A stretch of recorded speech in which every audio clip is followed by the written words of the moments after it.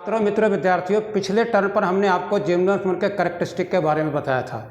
आज हम आपको जिम्नोस्पर्म के फोकस पॉइंट बता रहे हैं। एग्जामिनेशन में नीट में कैसे सवाल पूछे जाते हैं। आपकी जानकारी के लिए ब्रायोफाइट जो होते हैं वो प्रिमिटिव लैंड प्लांट थे, मैंने बताया था आपको, और वो होमोस्पोरस होते हैं। ठीक है।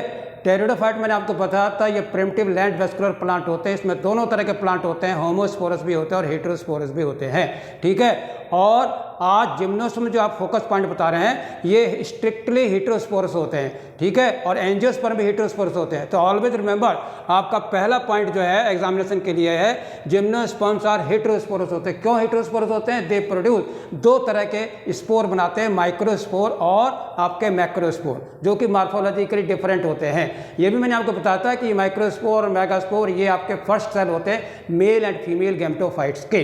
ठीक है। इसके बाद दूसरा पॉइंट बता रहा है वो है नेकेड सीडेड प्लांट होते हैं, यानी इनके जो सीड्स होते हैं they are not enclosed by any pericarp पर फ्रूट वाल और ओवरी वाल के साथ ढका हुए नहीं होते हैं। जैसे आप मटर की फली को तोड़ते हैं तो उसके बीज आपको तोड़ करके बाहर निकालते हो, लेकिन जिम्नोस्पर्म के बीज होते हैं, ये नगन बीज होते हैं, ये किसी भी चीज़ के द्वारा ढके हुए नहीं होते हैं और इसीलिए इनको नेकेड सीडेड प्लांट कहते हैं। ठीक है। नेकेड सीडेड प्लांट होते हैं, ovules not enclose by any ovary वाल।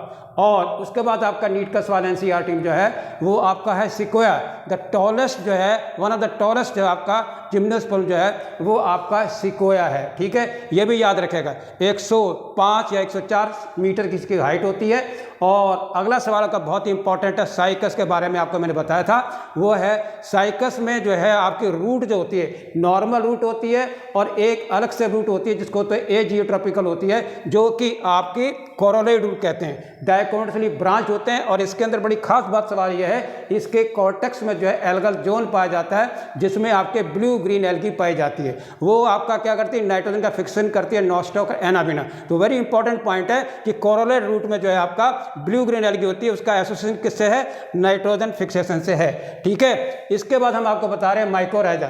हमने आपको बताया था कि mycorrhiza is a fungal association with the root of the vascular plant. जब किसी जड़ की तने के साथ आपके अंदर का फंजाई घुस जाती है रूट के अंदर, तो उससे जो आपका स्ट्रक्चर बनता है उसको हम माइकोराइजा कहते हैं। पाइनस में रूट हेयर नहीं होते हैं, उसमें जो है आपकी फंजाई जो है वो चारों ओर ग्रो करके जो है माइकोराइजा बनाते हैं, जिससे कि वो वाटर को और मिनरल को एब्जॉर्प्शन करती है।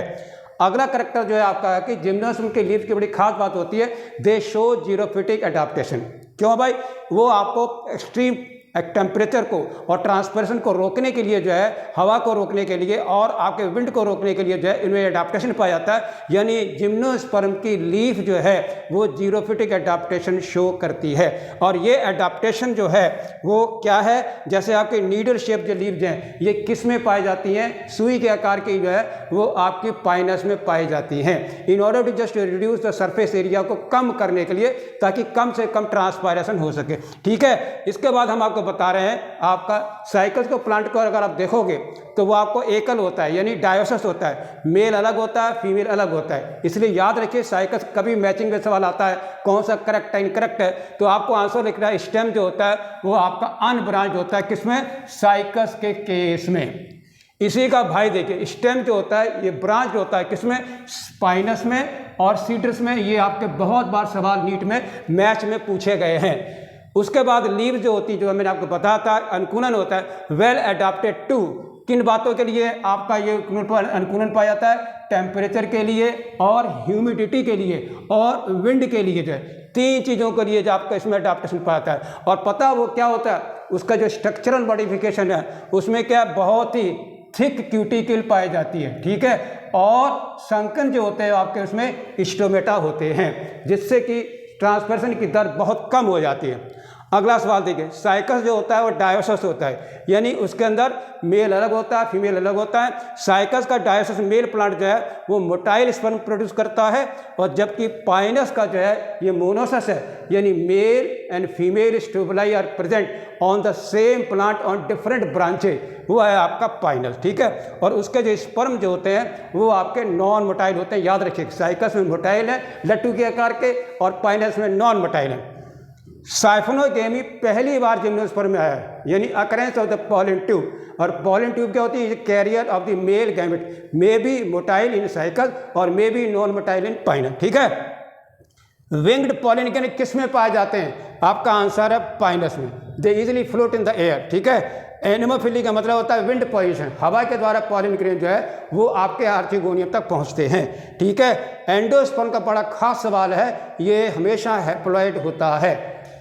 मेगास्पोर मल्टीप्लाई करके प्रोथेलस टाइप का स्ट्रक्चर बनाता है जो कि मल्टीसेलुलर होता है, और वही जो है आपका एंडोस्पर्म कन्वर्ट। तो याद रखिए एंडोस्पर्म जो है आपका हैप्लॉइड है, जबकि एंजियोस्पर्म वो ट्रिप्लॉइड होता है। ये दोनों में बड़ा मैचिंग आता है। इसके बाद आपको बता रहे हैं गिंको का सवाल बता रहे हैं आपको, तो बहुत ही खास वो है गिंको क्या है? ये आपका लिविंग फॉसिल है, बहुत ही पुराना प्लांट है मीजोजोइक एरा का। और दूसरी चीज़ इसमें फैन शेप्ड लीव्स पाई जाती हैं। मुझे उम्मीद है कि अब आपको नीट के जो सबसे सवाल हैं 2013 से लेकर के 2024 तक के जो भी सवाल आपके पूछे गए हैं उन सब की समराइज जो है वो मोटे मोटे तौर पर जो आपका फोकस पॉइंट के रूप में आपको मैंने यहाँ पर रखे। Okay, thank you very much.